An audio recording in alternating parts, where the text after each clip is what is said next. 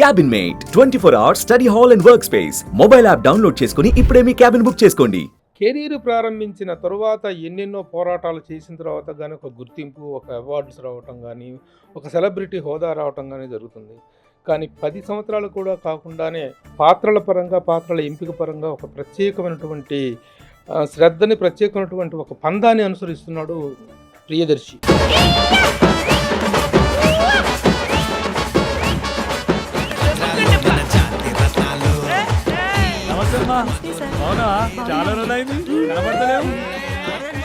ఇప్పుడు ప్రియదర్శి నటించినటువంటి తాజా చిత్రం సారంగపాణి జాతకం.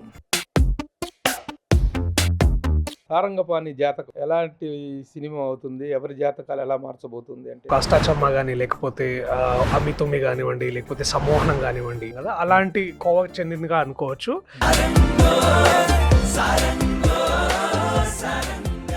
బీట్ అండ్ ట్రాక్ కాకుండా ఉండటానికి దీంట్లో ఉన్నటువంటి ఫ్రెష్నెస్ ఏంటి? ఫ్రెష్నెస్ ఏంటంటే the most importantly relatable characters. దీంట్లో what is you look for? నేను I'm definitely looking for marriage sir. Priyadarshi అంటే ఏంటి? నేను కమెడియన్ అనుకోవాలా, హీరో అనుకోవాలా? నేను సత్యాలాగా చేయలేనండి. పూర్తి అవగాహన ఉన్న నేను మీలాంటి స్టార్స్కి సక్సెస్ రాగానే అన్నీ మారిపోతున్నాయి.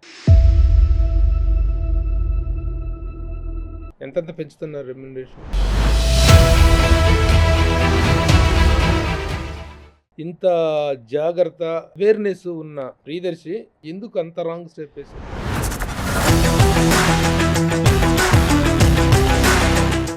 ఇదంతా ఏంటంటే సార్, నాకేం బ్యాక్గ్రౌండ్ లేదు. హాయ్, హలో, నమస్తే and welcome to my show from the bottom of the heart in Suman TV, the India's largest digital media platform. Career ప్రారంభించిన తరువాత ఎన్నెన్నో పోరాటాలు చేసిన తర్వాత కానీ ఒక గుర్తింపు, ఒక అవార్డ్స్ రావటం కానీ, ఒక సెలబ్రిటీ హోదా రావటం కానీ జరుగుతుంది. కానీ 10 సంవత్సరాలు కూడా కాకుండానే the best performer of the decade అనేటువంటి ఒక అవార్డుని, ఒక సర్టిఫికెట్ని తను పొందాడు. అంటే అతని పర్ఫార్మెన్స్లో ఎంత వాల్యూస్ ఉన్నాయో, పర్ఫార్మింగ్ వాల్యూస్ ఎంత ఉన్నాయో మనం ప్రత్యేకించి చెప్పనవసరం లేదు. చేస్తున్న ప్రతి సినిమాలో కూడాను పాత్రల పరంగా, పాత్రల ఎంపిక పరంగా ఒక ప్రత్యేకమైనటువంటి శ్రద్ధని, ప్రత్యేకమైనటువంటి ఒక పందాన్ని అనుసరిస్తున్నాడు ప్రియదర్శి. ప్రియదర్శి, వెల్కమ్. నమస్తే సార్. థ్యాంక్ యూ ప్రభు గారు, థ్యాంక్ యూ సో మచ్. మామూలుగా మీలాగా వచ్చిన గెస్ట్లకి మంచినీళ్ళు ఇవ్వటమో, కాఫీలు ఇవ్వటమో, టీలు ఇవ్వటం లాంటి మర్యాదలు జరుగుతుండే. But I'm giving you iceberg వారి natural ice cream. Thank you sir. ఇది organic ice cream. Oh, ice క్రీమ్స్లో ఆర్గానిక్ అనేటువంటిది very healthy. And so please taste. This is the coconut tender. Is the very fast growing brand అవునా natural ice క్రీమ్స్లో, మనకు organic ice క్రీమ్స్లో. So taste it. Thank you sir, తప్పకుండా. ఇప్పుడు ప్రియదర్శి నటించినటువంటి తాజా చిత్రం మొన్న ద కోర్ట్ అనేటువంటి సినిమా సంచలన విజయాన్ని సాధించిన విషయం తెలుసు. ఇప్పుడు మరలా April 25న సారంగపాణి జాతకం అనేటువంటి ఒక డిఫరెంట్ కథాంశంతో తన ముందుకు రాబోతున్నాడు. ఆ సినిమాకు సంబంధించిన విశేషాలతో పాటు ఇంకా ఎన్నెన్నో ప్రియదర్శి కెరీర్కి సంబంధించిన విషయాలు కూడా మాట్లాడడం. దొరికాడు సామాధానంగా దొరకడు. ఈ ప్రమోషన్స్ కాబట్టి తప్పనిసరి చేరుతాను. దొరికినాడు కాబట్టి పిండేద్దాం. సరే, ప్రస్తుతం ముందుగా సారంగపాణి జాతకం ఎలాంటి సినిమా అవుతుంది, ఎవరి జాతకాలు ఎలా మార్చబోతుంది అంటే ఏం చెప్తారు? ఇది ఒక సాధారణ సారంగపాణి అనే ఒక వ్యక్తి, సాధారణ ఒక యూత్ బాయ్, ఒక చిన్న ఉద్యోగం చేసుకుంటున్న ఒక మధ్యతరగతి కుటుంబంలో ఉండే ఒక కొడుకు లేదా ఒక వ్యక్తి. అతని జాతకాలంపై ఉన్న అతనికి పిచ్చి ఆర్ వ్యామోహం, అది దాన్ని ఫాలో అవుతూ వీడు పడే పాటలు, లేకపోతే పొందే అడ్వాంటేజెస్ని, అది అతని నమ్మకం వల్ల ఎదుటి వ్యక్తులకు వచ్చే ఇబ్బందులు, లేకపోతే దాంట్లో నుంచి పుట్టుకొచ్చే ఈ హ్యూమర్. ఇది అంటే ఒక కథాంశంగా చెప్పాలంటే ఇది సాధారణంగా మనం అంటుంటాం డార్క్ కామెడీ అని ఒక జానరా గురించి మనం మాట్లాడుతుంటాం కదా, అలాంటి కోవకు చెందిందిగా అనుకోవచ్చు. బట్ దీంట్లో మళ్ళీ మనం ఏదైతే అనే ఈ కమర్షియల్ డెఫినిషన్స్ కొన్ని ఉండొచ్చు, తర్వాత ముఖ్యంగా చెప్పుకోవాల్సి వస్తుందంటే ఇంద్రగంటి మోహన్ కృష్ణ గారి పందా ఏదైతే ఉందో వారి కథావస్థ మనం చూస్తూ వస్తున్నాం. అంటే ఒక అష్టాచమ్మ కానీ, లేకపోతే అమితుమి కానివ్వండి, లేకపోతే సమ్మోహనం కానివ్వండి, వారు ఒక ప్రత్యేకమైన కామెడీ ఫిలిమ్స్ని కానీ, ప్రత్యేకమైన హాస్య రసభరితమైన కథా అంశాలు వారు రాస్తుంటారు, తీస్తుంటారు. సో అలాంటి కోవకి చెందిన మరొక ఉత్తమమైన కథ ఇది సారంగపాణి జాతకం. వారి భాషలో చెప్పాలంటే వారు ఎప్పటి నుంచో చేయాలని అనుకుంటున్నారంట ఈ కథ. కానీ మధ్యలో ఈ వేరే వేరే కథలు చేసుకుంటూ దీన్ని ఎప్పటికైనా మంచి రోజు ఎప్పుడైనా చేద్దామని అనుకోవడం. సో అలాగా అన్ని గ్రహాలు, రాసులు, తర్వాత జనాలు అందరూ ఒక దగ్గరకు వచ్చేసరికి అది సారంగపాణి జాతకం అయింది. అంటే ఇప్పుడు ఇది జోనర్, కొత్త జోనర్ కాదు. గతంలో రాజేంద్ర ప్రసాద్ గారే చేశారు, ఆ ఒకటే అడక్కు కానీ, ఇంకా చాలా మంది ఉన్నాయి, చాలా సినిమాలు జాతకాల మీద వచ్చినటువంటి సినిమాలు ఉన్నాయి. రవితేజ సినిమా వెంకీ కానీ ఇవన్నీ ఉన్నాయి. ఇప్పుడు ఒక బీట్ అండ్ ట్రాక్ కాకుండా ఉండటానికి దీంట్లో ఉన్నటువంటి ఫ్రెష్నెస్ ఏంటంటే the most importantly relatable characters, representing రియలిజంని తీసుకురావడము. నేటి తరం యువతి యువకులు మాట్లాడుకునే భాష కానీ, వాళ్ళకుండే ఆలోచనలు కానీ, వారు ఎంచుకునే ప్రొఫెషన్స్ కానివ్వండి, వారు చేసుకుంటున్న చాయిసెస్ కానీ, the world view according to their taste, దాన్ని రిప్రజెంట్ చేయడం. అంటే ఇంతకుముందు ప్రేమ వివాహాలంటే సడన్గా బాబోయ్ అది పెద్ద ఇష్యూ కాకుండా చాలా ఎక్కువ మంది మోడర్న్ పేరెంట్స్ పిల్లల ఇష్టాలని అర్థం చేసుకుంటూ వాళ్ళ సంతోషాన్ని ఇచ్చే అట్లాంటి పేరెంట్స్ ఎంత మోడర్న్గా ఉన్నా కూడా మళ్ళా మన సంస్కృతి, మన సాంప్రదాయాలు, మన నమ్మకాలు, వాటిని దృష్టిలో ఉంచుకొని దీన్ని ఎట్లా మోడర్న్ ఫ్యామిలీస్ ఎలా డీల్ చేస్తున్నాయి అనేది కూడా ఒక అంశాన్ని మనం సబ్జెక్ట్ ఎక్కువగా రూరల్ ఓరియంటెడ్ గా ఉంటుందా? కొంచెం సెటప్ ఇన్ హైదరాబాద్ సార్, కేవలం పూర్తిగా ఒక సిటీలో జరిగే కథ, ఒక మిడిల్ క్లాస్ ఫ్యామిలీలో జరిగే కథ. తల్లి ఒక టీచర్, తండ్రి ఒక చిన్న వ్యాపారం కూడా కాదు, ఒక గవర్నమెంట్ జాబ్ అనుకోవచ్చు. నేను ఒక కార్ షోరూంలో ఒక సేల్స్ ఎగ్జిక్యూటివ్. సో అదే సేల్స్ ఎగ్జిక్యూటివ్ తను కూడా ఒక వైస్ ప్రెసిడెంట్ ఆపరేషన్స్. తను ఆ కార్ షోరూమ్కి హీరోయిన్ రూపా. సో ఇలాంటి క్యారెక్టర్స్ మనం చూస్తుంటాం సార్. వీళ్ళు మన ఇంటి పక్కన లేకపోతే మన చుట్టాల్లో ఎవరో ఒక పిల్లగాడు, ఇట్లా అమ్మాయి ఉంటుంది. సో ఇలాంటి ఎవ్రీడే స్టోరీ, ఎవ్రీడే కథలు. కాకపోతే ప్రతి ఇంట్లో ఉండే సుఖాలు, కష్టాలు, గొడవలు. అయితే ఇప్పుడు మామూలుగా వీటిలో ప్రతి క్యారెక్టర్ గతంలో మనం చూసినటువంటి ఆవకటేడక్ కానీ, వెంకీ కానీ, అంతకుముందు లేడీస్ టైలర్ కానీ, వీటన్నిటిలో కూడాను ఒక పర్టికులర్ ఐటమ్ వెనకాల పరిగెడుతుంటాడు. ఒక డబ్బు వెనక పెళ్ళి అవుతుందా కాదా నా జాతకంలో, డబ్బుతో వెనకాల పెడుతుంటాడు. లేకపోతే నాకు జాతకంలో ఇంకేదైనా అదృష్టం కలిసి వచ్చుద్దా అనేటువంటి ఒక పర్టికులర్ ఎలిమెంట్ వెనక రన్ అవుతూ ఉంటుంది స్టోరీ. దీంట్లో what is you look for? I'm definitely looking for marriage sir. Marriage ఒకటి, తర్వాత కెరీర్ ఫుల్ఫిల్మెంట్ రెండు.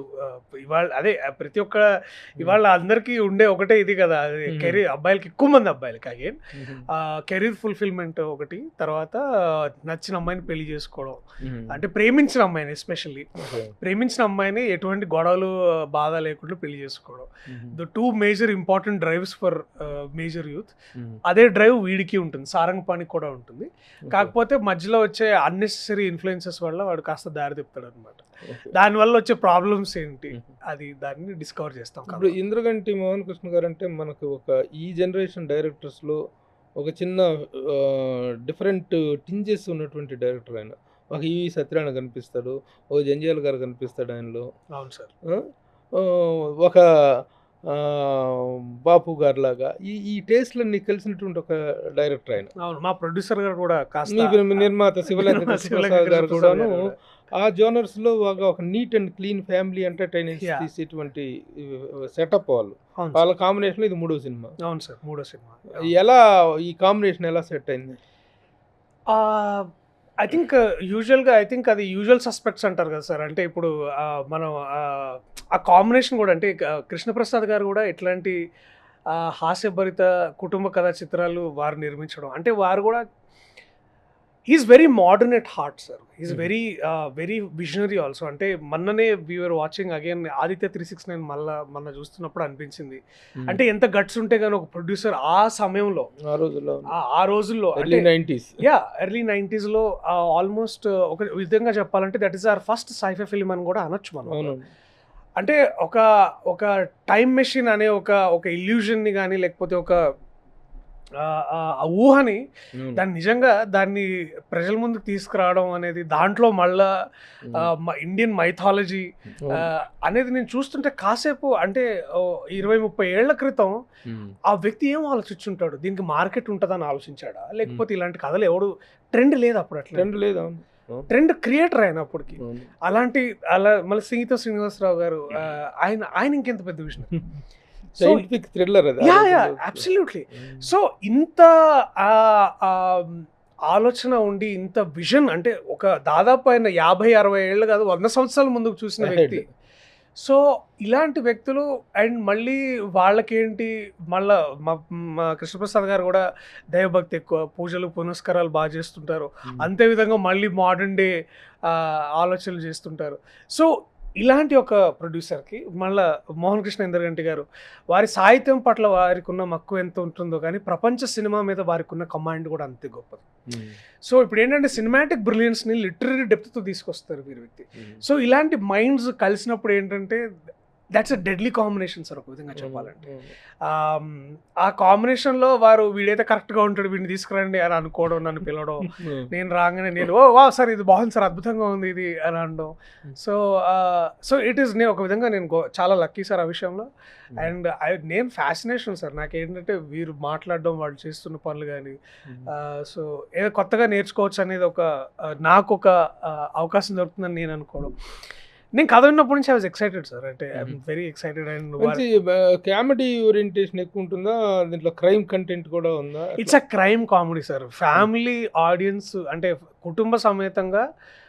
అంటే నా కుటుంబ సమేతం అంటే నా ఉద్దేశం ఏంటంటే సార్, ఇవాళ రేపు ఎక్కువ మంది పేరెంట్స్ పిల్లలకి ఎలాంటి కాంటెంట్ చూపించాలనే విషయంలో చాలా జాగ్రత్తలు తీసుకుంటున్నారు. ఒకప్పుడు అంత ఉండేది కాదేమో, కానీ నేను చూస్తున్న పేరెంట్స్, ఎస్పెషల్లీ చిన్నపిల్లలు ఉన్న పేరెంట్స్, ఇలాంటి సినిమాలు పిల్లలు చూడొద్దు, వాళ్ళకి యూట్యూబ్లో ఇట్లాంటి కాంటెంట్ ఉంటుంది, వాళ్ళ పిల్లలు ఇదే చూడాలి, అలాగే నెట్ఫ్లిక్స్లో కానీ అమెజాన్లో కానీ పిల్లలకి కావాల్సిన కాంటెంటే దొరుకుతుంది, వాళ్ళకి అదే చూపించాలి. ఇలాంటి నియమాలు పాటించే ఫ్యామిలీస్ కూడా ఒకవేళ సారంగపాణి సినిమాకి వచ్చినా కూడా క్రైమ్ కామెడీ చూసినా కూడా వాళ్ళు హ్యాపీగా ఎంజాయ్ చేస్తారే తప్ప దీంట్లో చూపించకూడని అంశాలు కానీ, డైలాగ్స్ కానీ, లేకపోతే సందర్భాలు కానీ రాయకుండా most crime element, accepted crime element, you know what is crime and what is not crime, చాలా clear differentiation, the amount of blood that is spilling, and most importantly comedy of errors అంటాం కదా sir, అంటే ఇదేదో చేయబోయి ఇంకేదో జరుగుతూ ఉంటుంది, దానివల్ల వచ్చే హాస్యం అనమాట.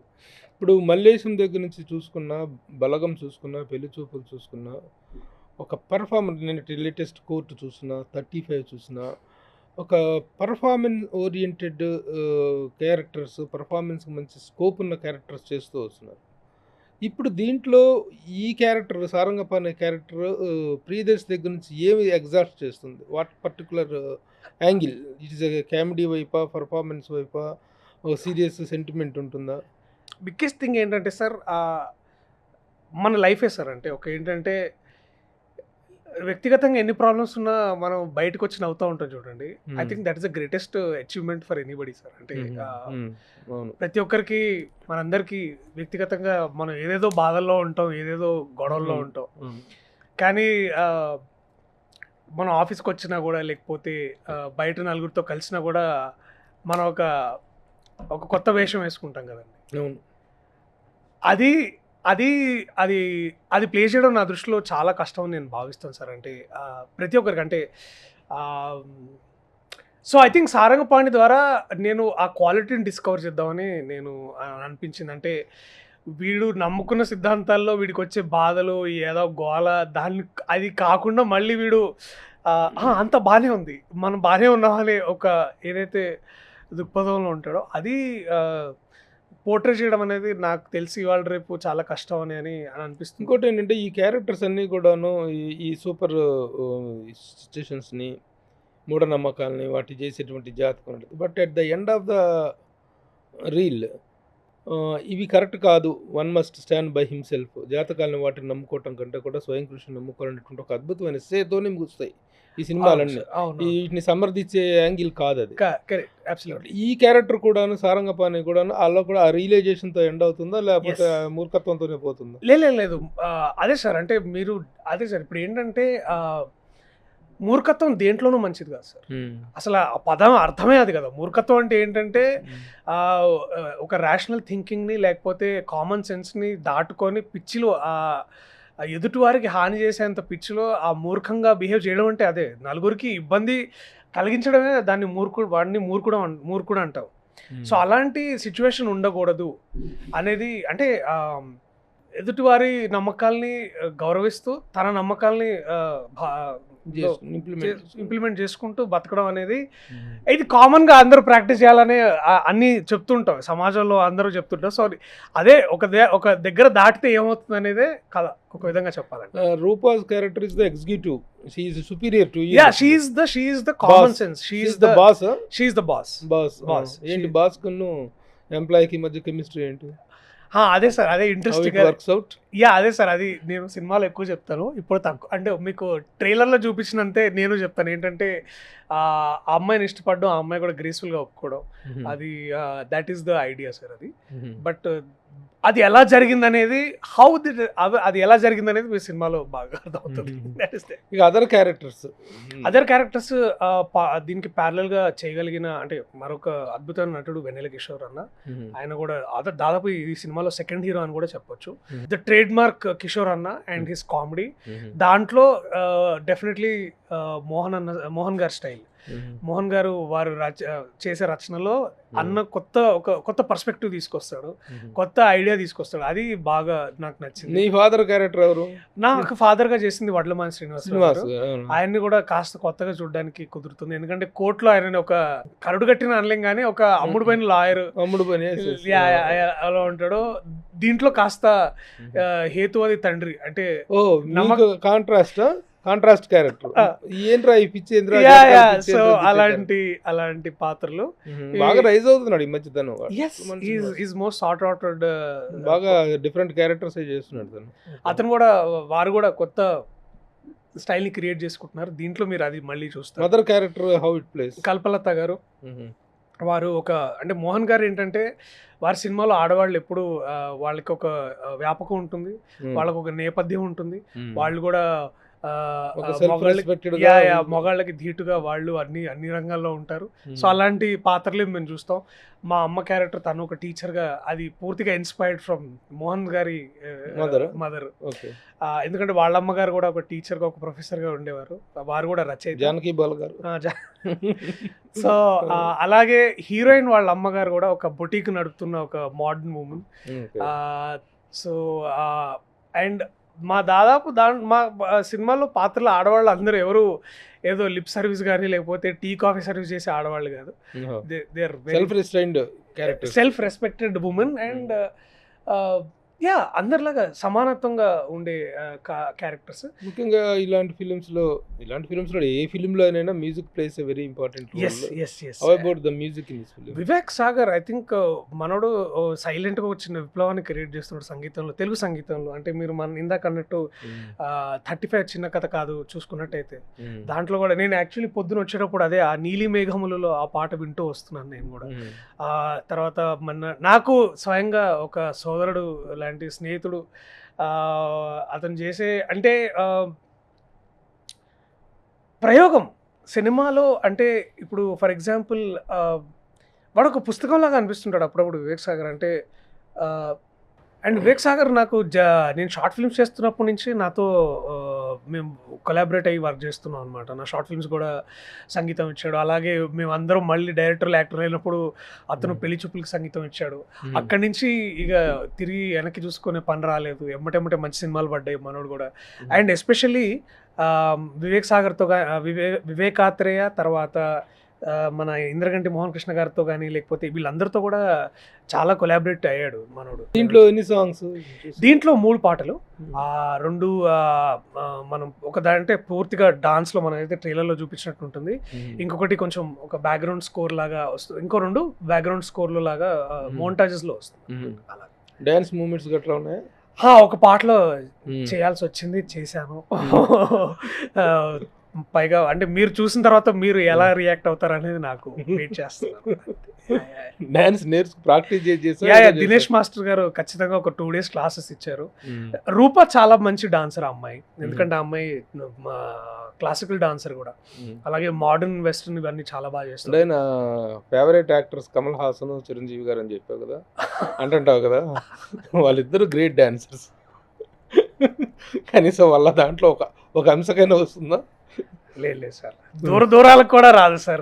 ఇదేదో జస్ట్ ఊరికే కాస్త చిన్న సంగీతానికి ఏదో కాస్త స్టెప్లు, అంతేగాని నేను అసలు ఎక్కడ sir Guinness book of world record sir Chiranjeevi గారికి. మేకింగ్ వాల్యూస్ పరంగా ఓవరాల్ గా how the film has come, what are your expectations on the result అంటే ఏం చెప్తారు? సార్ ఇప్పుడు ఈ అతి బడ్జెట్ కాదు, తక్కువ బడ్జెట్ కాదు సార్, కథకి ఎంత కావాలో అంత కరెక్ట్గా పెట్టారు కృష్ణప్రసాద్ గారు. అండ్ వారు అట్లా డిజైన్ చేశారంటే extraordinary planning from the team of direction team కానివ్వండి, లేకపోతే కో డైరెక్షన్ మాకు సురేష్ గారు కానివ్వండి, అలాగే మోహన్ గారు కానివ్వండి, tight planning for a script like this and correct budget for this ఫిలింని డిజైన్ చేశారంటే కృష్ణప్రసాద్ గారు, మోహన్ గారు, సురేష్ గారు వీళ్ళందరూ కూర్చొని ఇన్ని రోజులు ఇన్ని నటులు, ఎందుకంటే ఇప్పుడు వెన్నెల కిషోర్ లాంటి వెరీ బిజీ ఆర్టిస్ట్ అన్న కూడా 50 days ఇచ్చారు మాకు. సో అంటే ఇమాజిన్ ఆయన క్యారెక్టర్ నిడివి మీరు గమనించవచ్చు. అలాగే హర్ష గారు కానివ్వండి, హర్ష చెముడు అతను కానివ్వండి, లేకపోతే శ్రీనివాస్ అవసరాల గారు కానివ్వండి, శ్రీనివాస్ అవసరాలు ఏంటి, అతను ఎప్పుడు ఒక పెక్యులర్, ఇందులో కూడా చాలా డిఫరెంట్ గా ఒక మంచి రైటర్ ఆయన గొప్ప సంపద అండి తెలుగు సినిమాకి ఒక విధంగా చెప్పాలంటే. అతని విట్ కానివ్వండి, లేకపోతే అతని రచన కానివ్వండి, ఏదో అంటే ఒక విధంగా కొన్నిసార్లు అతను ఒక స్పిరిచువల్ గురువులాగా అనిపిస్తాడు, కొన్నిసార్లు పక్కనే కూర్చొని ఏదో పంచలేసే ఫ్రెండ్ లాగా ఉంటాడు. He's a multi talented, multi face. అతని performance point of a angle లో చూసుకుంటే నచ్చుతాడు. నాకు బాగా ఇష్టమైన మనిషి, బాగా ఇష్టమైన నటుడు శ్రీనివాస్ అవసరాల. అండ్ అతనితో పనిచేయడం అంటే నేను చాలా లేదు, మళ్ళీ మేము అప్పుడెప్పుడో ఒక రీమేక్ సినిమా చేసాము, ఆ తర్వాత మళ్ళీ ఇవాళ సారంగ్ పాండ్యం చేయడం చాలా బాగా అనిపించింది. So we have some really stellar cost. Tanikella Bharani garu కానివ్వండి, వారు కూడా అద్భుతమైన నటుడు, అద్భుతమైన రచయిత, దర్శకులు ఆయన కూడా. So we have like a power packed group of actors. వాళ్ళ మధ్యలో నేను రూపా, అందరూ we had lot of fun. Very good. So 25th is going to become a big day. Yes sir, 25th most awaited day. Yes sir, April 25th. April 25th రాష్ట్ర వ్యాప్తంగా తెలుగు రాష్ట్రాల్లో, అలాగే US లో ఒక రోజు ముందే వస్తుంది, అలాగే ప్రపంచవ్యాప్తంగా చెప్పాలంటే world wide release on April 25th. Going big. So waiting for the absolutely sir. ఏం లేదు, ఎంజాయ్మెంట్ తప్ప వెయిటింగ్ లో రిజల్ట్ గురించి సందేహం లేదు సార్. అంటే ట్రైలర్ లో మేము ఏదైతే చూపించామో అదే ఎంటర్టైన్మెంట్. మేమేవో పాపులర్ సీన్స్ని కట్ చేసి మంచి సీన్సే పెట్టాలని లేదు, ఇంకా చాలా సీన్స్ ఉన్నాయి అలాగా అందరూ కుటుంబ సమేతంగా ఎంజాయ్ చేయగలిగే, అన్ని వర్గాల ప్రేక్షకులు హ్యాపీగా కూర్చొని చూసి నవ్వుకునే pleasant film sir. Very good. So 25th April గుర్తుపెట్టుకోండి. సారంగ పాణి జాతకం ఎలా ఉంటుందో, జాతకాలు ఎలా మారుస్తుందో మనం వెయిట్ చేద్దాం. You also given appeal to our so నేను సుమన్ టీవీ ప్రేక్షకులకి రిక్వెస్ట్ చేసేది ఏంటంటే, ఐ నో మీరు ఇవాళ రేపు సినిమా బాగుంటేనే చూస్తారు, అది ఓటీటీ అయినా సరే థియేటర్ అయినా సరే, రివ్యూలు చూస్తారు, రివ్యూలు ఆర్టికల్స్ చదువుతారు, ప్రభు సార్ లాంటి గొప్ప సినీ విశ్లేషకులు చెప్పిన మాటలు విని మీరు సినిమాలు చూడాలని మీరు కోరుకుంటారు. సో నేను ఒకటే చెప్తున్నాను, మీరు మా సినిమా ట్రైలర్ చూడండి, మీరు నచ్చితే తొందరలోనే బుకింగ్స్ ఓపెన్ అవుతాయి, టికెట్స్ బుక్ చేసుకోండి. తల్లిదండ్రులు ఏ ఏజ్ గ్రూప్ అయినా సరే, తెలుగు వారైనా సరే, మీకు తెలుగు రాని వాళ్ళు కాకపోయినా సరే సినిమా బాగా అర్థమవుతుంది. సో దయచేసి మా సినిమాని కేవలం థియేటర్లో చూడండి. నేను చెప్పే విషయం మీరు నమ్మకపోతే నేను ఇంతకుముందు చేసిన కోర్టు చూడండి. అదే అలాంటి గొప్ప ఎక్స్పీరియన్స్ ఇచ్చే సినిమా ఇది. సారీ, క్షమించండి. అలాగే లేదంటే మీరు ప్రభు సార్ చెప్పే మాటలు సినిమా చూసిన తర్వాత వారు చెప్పే మాటలు బట్టి మీరు సినిమా వెళ్ళండి, కానీ ఖచ్చితంగా మా సినిమాని ఆదరించండి, సినిమాకు ఒక అవకాశాన్ని ఇవ్వండి. ఇలాంటి సినిమాకి గనక మీరు అవకాశం ఇచ్చినట్టయితే నాలాంటి నటులు ఇలాంటి కథలు ఎన్నో కొత్త కొత్త ప్రయోగాలు తెలుగు చిత్రాల్లో రావచ్చు. సో మమ్మల్ని అందరినీ ప్రోత్సహించిన వారు అవుతారు. ఇప్పుడు దాకా ప్రోత్సహించినందుకు ఇక మీదట ప్రోత్సహిస్తారని కోరుకుంటూ సుమన్ టీవీ ప్రేక్షకులందరికీ నమస్తే. Have you expected this growth in your career when you started? లేదు sir, not real, definitely not. ఈ రోజున ప్రియదర్శి అంటే ఒక promising actor, a common boy whose at the next door అనేటువంటి కామన్ మ్యాన్, కామన్ బాయ్ అనేటువంటి ఒక అద్భుతమైన ఇమేజ్ తెచ్చుకున్నాను. మీ కెరీర్ స్టార్ట్ చేసినప్పటికీ ఇప్పటికీ వచ్చినటువంటి 10 years, నియర్లీ 9 years, ఈ 9 yearsలో your growth, how happy you are? I'm content sir. అంటే కంటెంట్ అంటే నేను సాటిస్ఫైడ్ అంటే పూర్తిగా కాదు, ఐఎమ్ లుకింగ్ ఫార్వర్డ్ సార్. అంటే ప్రవాహం అంతే, ఆ ప్రవాహంలో మెల్లగా కొద్ది రోజులు కొండలు వస్తాయి, కొద్ది రోజులు యూనో సో ఆ ప్రవాహంలో ఉన్నాను సార్ అంతే. And I'm enjoying this journey. And ఎటు ఎలా ఉండకూడదో బాగా తెలుసు, ఏం అవ్వాలో నాకు తెలియదు. కథలు బాగుండాలి, కొత్త కథలు చెప్పాలని మూఢనమ్మకంతో అయితే ఉన్నాను నేను. కొత్త కథలు చెప్పాలని మూఢనమ్మకం. సో ఆ కొత్తదనం చెప్పడం కోసం you will venture. Yes sir, yes sir. అప్పుడప్పుడు దెబ్బలు తగులుతూ ఉంటాయి. కానీ ఏంటి ఇప్పుడు ప్రియదర్శి అంటే ఏంటి? నేను కెమెడియన్ అనుకోవాలా, హీరో అనుకోవాలా? ఒక డిపెండబుల్ నటుడు అని అనుకోండి సార్ కాసేపు. అంటే వీడిని నమ్మచ్చు, మరీ ముంచడు మనల్ని అని. ఆ ముంచడం, తేల్చడం అనేటువంటిది మీ ఇదిలోనే ఉంటుంది కదా? అంతే కదా సార్, అది ప్యూర్లీ మై చాయిస్ ఆఫ్. ముంచడం అంటే మునిగేది నిర్మాతే కదా. లక్కీగా అలాంటి పరిస్థితి రాలేదు ఇప్పుడు దాకా. సో ఐఎమ్ సో ఫార్ అంటే దాన్ని కేర్ఫుల్గా అడుగులు వేస్తున్నాను. ఇప్పుడు మీలాంటి ఈ రైజింగ్ యాక్టర్స్కి, స్టార్స్కి ఒక సక్సెస్ రాగానే అన్నీ మారిపోతున్నాయి. All dynamics are getting changed. బడ్జెట్లు మారిపోతున్నాయి, రిక్వైర్మెంట్స్ మారిపోతున్నాయి, డిమాండ్లు మారిపోతున్నాయి. ఈ సినిమా ఫెయిల్ అయినా మళ్ళీ నెక్స్ట్ సినిమాకి కూడా మీ రెమ్యునరేషన్స్ తగ్గవు, మీ డిమాండ్స్ తగ్గవు. ఈ పరిస్థితుల్లో కెరీర్ అనేటువంటి దాన్ని ఒక రెస్పెక్టెడ్గాను, రెస్పాన్సిబుల్గాను కెరీర్ని మౌల్డ్ చేసుకోవాలనేటువంటి ఆలోచనలో చాలా తక్కువ మంది హీరోలు ఉన్నారు. చూస్తున్నా కానీ వాళ్ళు ఇలా చూస్తున్నా కానీ ఒక ఫెయిల్యూర్ అనేటువంటిది అన్ఎఫోర్డబుల్ అయినటువంటి పరిస్థితి ఈ రోజుల్లో. ఇలాంటి సమయంలో proper designing is important, proper responsible thinking is important. How do you design your career అంటే ఏం చెప్తారు సార్? మీరు యాక్చువల్లీ ఒక చాలా అంటే ఒక గొప్ప విశ్లేషణ సార్, ఒప్పుకుంటాను అది. కానీ నేను ప్రతిదీ అంతగా ఆలోచించి అన్ని నిర్ణయాలు తీసుకోను సార్. నేను ఏంటంటే ఒక ప్రేక్షకుడిగా నేను ఒక కథ చదివినా, విన్నా, దాంట్లో నన్ను నేను చూసుకోగలనా, అది నేను పూర్తి నిజాయితీతో చెప్పగలనా, పూర్తి అథెంటిసిటీతో దాన్ని నేను తీసుకురాగలనా, ఇవే సార్ నా 3 పారామీటర్స్. ఒకవేళ నేను ఈ 3 బ్రాకెట్స్ కనుక నన్ను నేను సాటిస్ఫై చేసుకోగలిగితే, అది ఏ పాత్ర లెక్క చేయను, అది ఏ ప్రొడ్యూసర్ అని లెక్క చేయను, అది ఎటువంటి సినిమాని లెక్క చేయను. ఆ కథ నేను చెప్పాలని మాత్రమే అనుకుంటాను. ఈ కథ నాతో ఎవరైనా చెప్పగలుగుతారా అని వారి కోసం ఎదురు చూస్తాను. అంటే ఫర్ ఎగ్జాంపుల్, నేను కోర్టు కథ నేను ఒక 3 ఏళ్ల కింద విన్నాను. అతను ఆ రచయిత దర్శకుడు రామ్ జగదీష్, అతను కూడా అంతే నమ్మాడు. ఆ కథని అంతే నిజాయితీగా చెప్పాలని తను అనుకున్నాడు.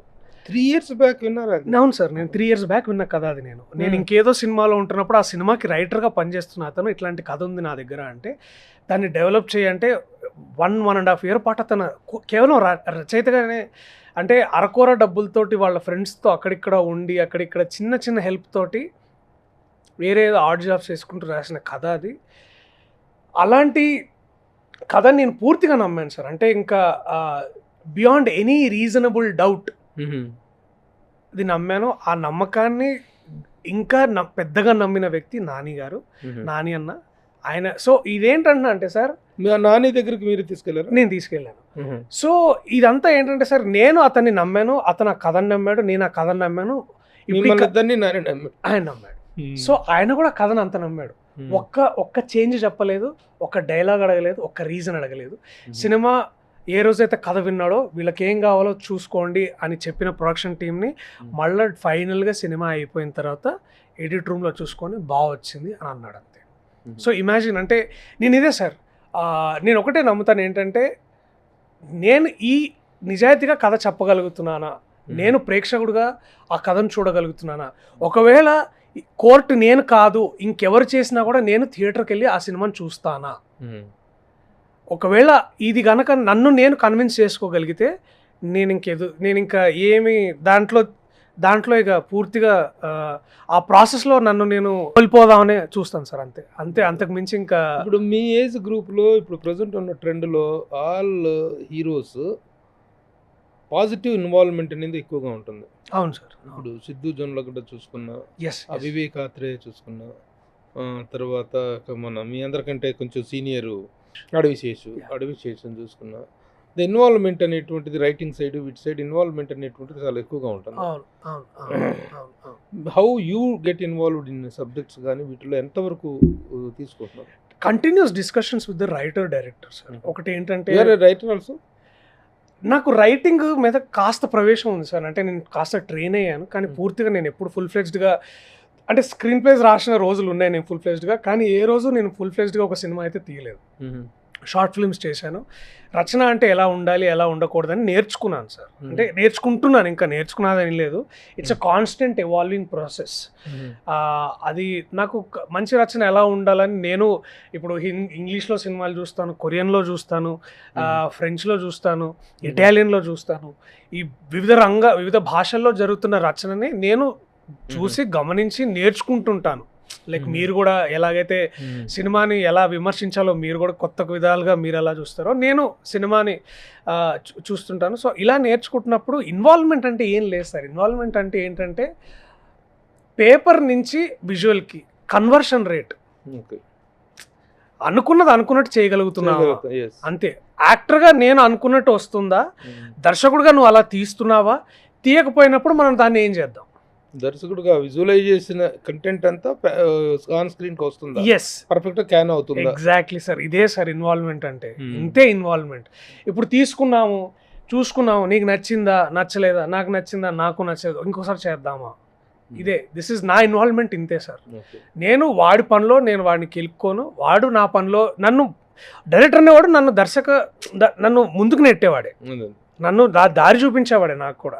ఇవన్నీ మళ్ళీ చూసుకొని టీం అందరం కూర్చొని ఎక్కడ వర్కౌట్ అవుతుంది ఎక్కడ వర్కౌట్ కావట్లేదు ఆనెస్ట్గా ఉండాలి. అంతేగాని బాగుంది దెబ్బదు మళ్ళీ. ఇప్పుడు ఈ సినిమాల్లో మీకు బలగం కానీ, పెళ్లి చూపులు కానీ, లేకపోతే 35 కానీ, ఈ కోర్టు కానీ, ఈ సినిమాలన్నీ కూడా ఒక యాక్టర్గా ఒక different type of recognition, comedian అనేటువంటి దీంట్లో నుంచి ఒక చిన్న ట్రాన్స్ఫర్మేషన్, అది ఒక తెలియని ఒక కొత్త స్లాట్లో ఉన్నారు.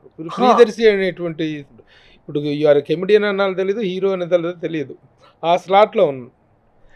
ఇలాంటి క్యారెక్టర్స్ చేస్తున్నటువంటి మీకు రేపటి రోజున ఒక కెమెడియన్గా ఫుల్ ప్లెజర్గా ఆఫర్ వస్తే అది దాన్ని ఎలా? అదే సార్, సారంగపాణి జాతకం అదే అంటున్నాను. ఇప్పుడు నేను ఏమంటున్నా అంటే, ఇప్పుడు సరే సార్, ఇప్పుడు కామెడీ అనేది, ఇప్పుడు నా సినిమా చూసి మీరు నవ్వుకుంటున్నారు, నా డైలాగులు విని మీరు నవ్వుకుంటున్నారు, ఈ సీన్ చూసి మీరు నవ్వుకుంటున్నారు అన్నప్పుడు నేను కమెడియన్ అయితే, సారంగపాణి జాతకంలో నేను పూర్తిగా మీకు హాస్యాన్ని, లాఫ్టర్ అందించగలుగుతున్నాను. నన్ను నేను ఎప్పుడు కమెడియన్గా ఎందుకు చూసుకోలేదంటే, నా definition of comedy is very different.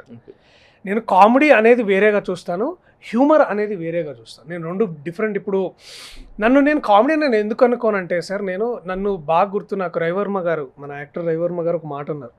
ఆయన నన్ను టెర్రర్ అనే సినిమాలో చూశాడు సార్, సతీష్ కాశెట్టి గారు. దాంట్లో నేను ఒక కరుడు కట్టిన దరిద్రమైన ఒక టెర్రరిస్ట్ పాత్ర చేశాను. తర్వాత నన్ను పెళ్లి చూపుల్లో చూశారు. నువ్వేం కమెడియన్ కాదరా, నువ్వు you're an actor with good timing, అంతే. You're an actor with good timing. So నేను అలా చూసుకుంటాను. కానీ నేను ఇప్పుడు నేను బ్రహ్మానందం గారి లాగా, అది లెజెండ్ స్టేటస్లే కానీ గాడ్ స్టేటస్ అది. ఒక కిషోర్ అన్న లాగా, లేకపోతే సత్యలాగా, లేకపోతే రాహుల్ రామకృష్ణ లాగా నేను కామెడీ అని నేను అనుకోలేను. ఎందుకంటే వాళ్ళు నిజంగా ఆ జాబ్లో, నేను సత్యలాగా చేయలేనండి. నాకు తెలుసు సత్య ఈజ్ ఎ టెరిఫిక్ కామెడియన్. అంటే సత్య ఇలా తిరిగి కూడా నలుగురిని నవ్వించగలడు. అతని సత్తా అట్లాంటిది, అట్లాంటి నటుడు. అట్లాగే వెన్నెల కిషోర్ అన్న, అది నా వల్ల కాదేమో నాకు తెలుసా ఆ విషయం. ఆ విషయం పట్ల పూర్తి అవగాహన ఉన్న నేను నాకేంటంటే సిచ్యువేషన్లో వచ్చే నవ్వులు సార్ దాన్ని హ్యూమర్గా భావిస్తాను. ఓకే. సో అలాంటిది క్రియేట్ చేయాలని నేను కోరుకుంటాను. సో అందుకనే నేను పైగా ఏమైందంటే సార్ లక్కీగా నాకు మల్లేశం అనే సినిమా నా కెరీర్ ప్రారంభంలోనే వచ్చింది. సో అది చేయడం వల్ల నాకు కూడా ఇదొక స్పేస్ ఉంది, దీన్ని నేను ఎక్స్ప్లోర్ చేయాలి అని నేను. అండ్ కెరీర్ ముందులో ఎప్పుడు నేను కమెడియన్ అనుకుని రాలేదు సార్. నేనేదో బాగా ఇట్లా ఒక కోట శ్రీనివాసరావు గారిని, ప్రకాష్ రాజ్ గారిని చూసి ఈ యాక్టర్ రా వీళ్ళు, ఇలా చేయాలరా మనం కూడా అంటే నేను చిరంజీవి లాగా వారిని స్ఫూర్తి పొందినా కూడా వీళ్ళు నాకు ఎక్కువగా రిలేటబుల్గా అనిపించేవారు అన్నమాట. బ్రహ్మానందం గారు లాగా I think they played more common people like Chiranjeevi garu, వీళ్ళందరూ they played most of our characters. So వీళ్ళు చూస్తూ పెరిగే కొద్దీ నాకు వీళ్ళలాగుంటే సరిపోద్దాం అని అనుకునేవాడిని నేను. ఇప్పుడు సినిమాకి క్రేజ్ పెరుగుతుంది. ఇప్పుడు కోర్టు అనేటువంటిది 60 కోట్ల సినిమా అయింది ఈ రోజున. ఈ అంతకుముందు బలగం అది చాలా పెద్ద హిట్ సినిమా అయింది. ఎంతెంత పెంచుతున్నారు రెమ్యునరేషన్?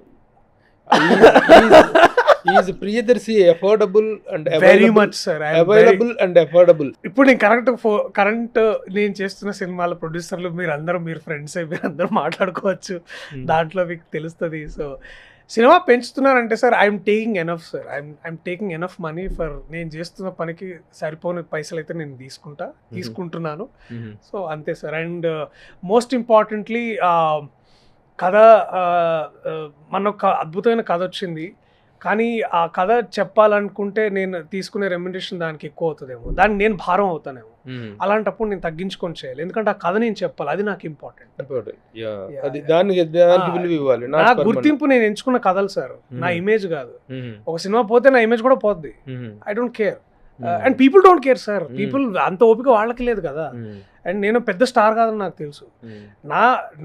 నా యూఎస్పీ ఏంటంటే నేను చెప్పే కథలే సార్, అదే నా ఐడెంటిటీ, అదే నా గుర్తింపు, అదే నాకు అన్నం పెడుతుంది. మరి కథల గురించి, కథలు చెప్పటం గురించి ఇంత కన్విక్షన్, ఇంత జాగ్రత్త, ఇంత అవేర్నెస్ ఉన్న ప్రియదర్శి డార్లింగ్ అనే ఒక సినిమా. అవును సార్, డార్లింగ్. ఎందుకు అంత రాంగ్ స్టెప్ వేసారు సార్? రాంగ్ అంటే ఇప్పుడు కథ నేను నా పర్స్పెక్టివ్లో ఆలోచించండి. ఒక పెళ్లి కోసం తాతాలు ఆడిపోయే వ్యక్తి, డెస్పరేషన్లో ఉన్న వ్యక్తి తెలియక ఒక పెళ్లి చేసుకుంటాడు, కానీ ఆ అమ్మాయికి ఒక రోగం ఉందని తెలుస్తుంది. దాంట్లో నుంచి వచ్చే ఫన్ ఎలా ఉండబోతుందని నేను పేపర్ మీద చూశాను, చదివాను, ఇమాజిన్ చేసుకున్నాను. అంటే ఆ అమ్మాయికి ఒక 5-6 పాత్రలు కలిగి ఉంటే ఆ అమ్మాయికి వీడికి ఏం జరుగుతుందో అని అర్థం కాని ఒక వల్నరబుల్ పొజిషన్లో ఉన్న వ్యక్తి ఎలా బిహేవ్ చేస్తాడు అనేది నేను చూశాను సార్. అక్కడ నా పొటెన్షియల్ ఉంటుందేమో నేను గమనించాను. కాకపోతే దాన్ని పేపర్ టు విజువల్ కన్వర్ట్ చేసుకోలేకపోయాను. ఎవరిది తప్పు? కొంచెం దాంట్లో నాది తప్పు ఉంది. డెఫినెట్లీ మేము ప్రామిస్ చేసినంత అలరించలేకపోయాం. డెఫినెట్లీ అది డైరెక్టర్గా అతని రెస్పాన్సిబిలిటీ ఉంటుంది, నా రెస్పాన్సిబిలిటీ ఉంటుంది, అలాగే కాస్త కోస్త ప్రొడ్యూసర్ కూడా రెస్పాన్సిబిలిటీ కూడా ఉంటుంది. కానీ ఇక్కడ ఇంకో విషయం ఏంటంటే సార్, గమనించాల్సిన విషయం ఏంటంటే మేము ఎమ్మటే ఆ తప్పును కరెక్ట్ చేసుకున్నాం, పోయి ఎడిట్ చేసాం. మళ్ళీ మీరు ఓటీటీలో చూస్తే దాన్ని 20 minutes కుదించాం సార్. దాన్ని ఇంకా 20 minutes తీసేసి సినిమాని మోర్ క్రిస్పియర్గా అవసరం ఉన్న పార్ట్స్ని బెటర్గా ఎడిట్ చేసి మళ్ళీ ఓటీటీలో పెట్టాం సార్. అక్కడి నుంచి థియేటర్కి వచ్చిన రెస్పాన్స్ కంటే కాస్త బెటర్ రెస్పాన్స్ ఓటీటీలో వస్తుంది. అండ్ ఇది మీరు కావాలంటే మళ్ళీ ప్రొడ్యూసర్తో కూడా మీరు వెరిఫై చేసుకోండి, లేతే ట్రేడ్ వర్గాల నుంచి కూడా మీరు తెలుసుకోండి. సినిమా పూర్తిగా లాస్ అవ్వలేదు sir.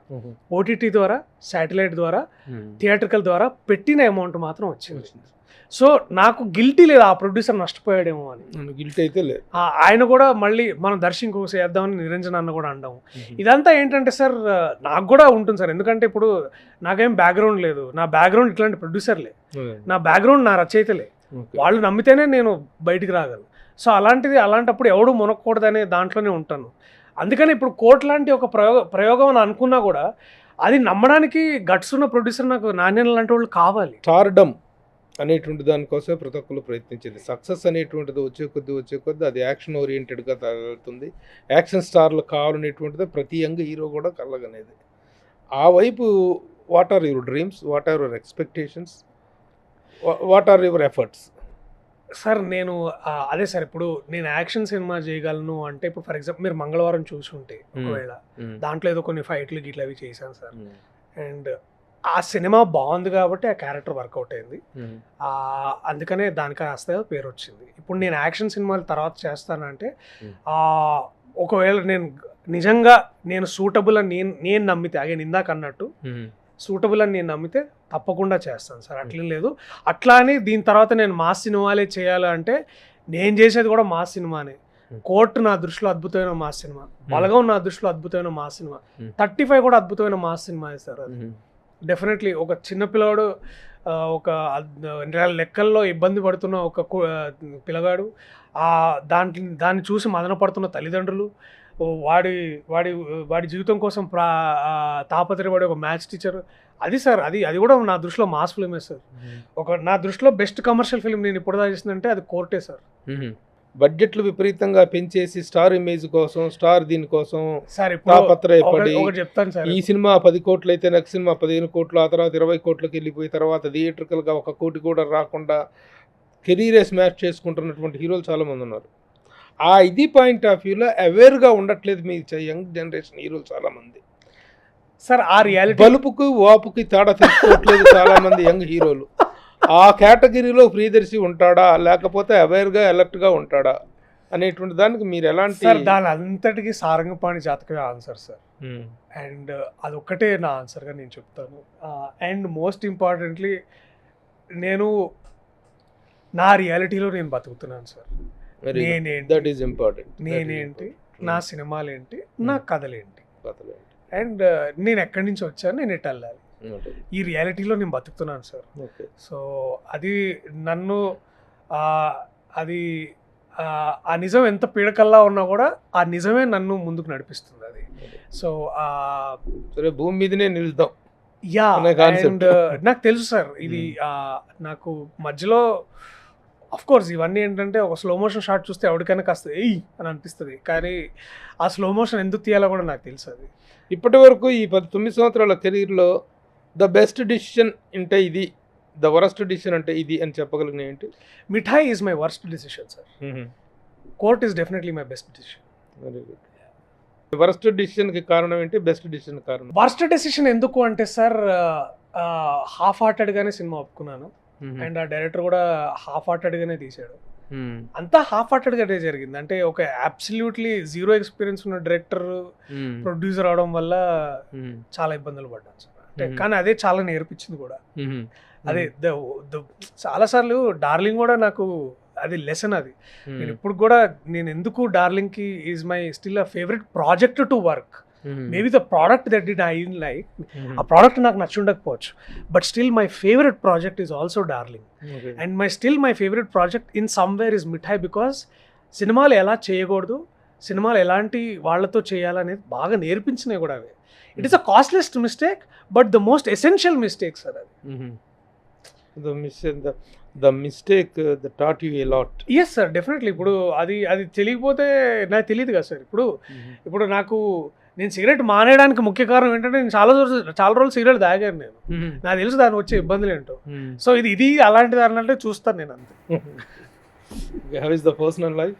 Good sir, going on. Me Mrs writer కదా? Yes. సో ఇంకా డ్రీమ్స్ ఆఫ్ ద కెరీర్ అంటే?